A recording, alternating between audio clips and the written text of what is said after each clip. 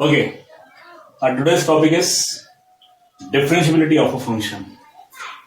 Continuity and differentiability. Continuity part के बाद now we move to the actual part of the chapter, that is differentiability, derivatives. Last learn stand में differentiable function क्या होता है, derivative कैसे find करते हैं, ये आप लोग study कर चुके हो. Okay, what is differentiable function?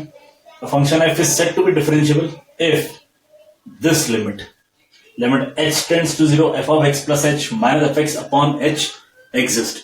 Limit के केस में आपने देखा था कि लिमिट हमेशा एग्जिस्ट हो ऐसा जरूरी नहीं है. मोर और आपने कंटिन्यूटी के केस में भी देखा कि जब हम किसी फंक्शन की कंटिन्यूटी चेक करते हैं तो बहुत बार ऐसा होता है कि लेफ्ट हैंड लिमिट और राइट हैंड लिमिट इक्वल नहीं आती है फंक्शन की. In that case we say that limit does not exist. Now see if this limit exist, ये वर्ड इंपॉर्टेंट है, एग्जिस्ट, अगर एग्जिस्ट करता है तो if this limit h tends to 0 f of x plus h minus f x upon h exist, then it is known as derivative denoted by f dash x, and in that case we say that the function is differentiable.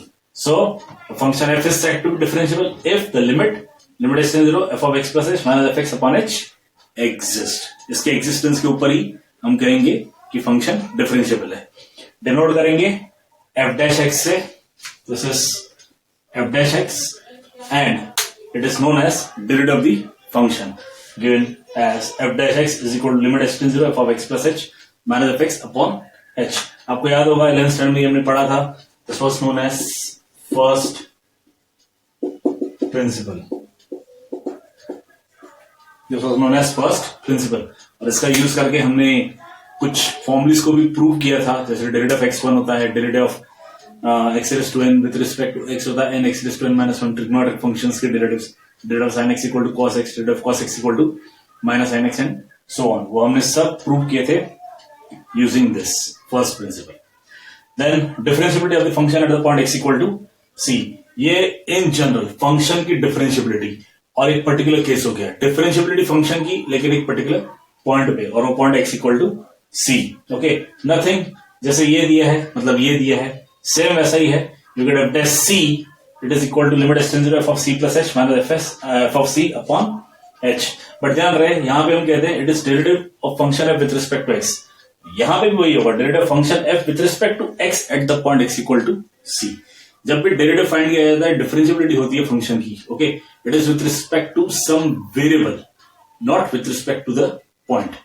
It is with respect to variable at the point.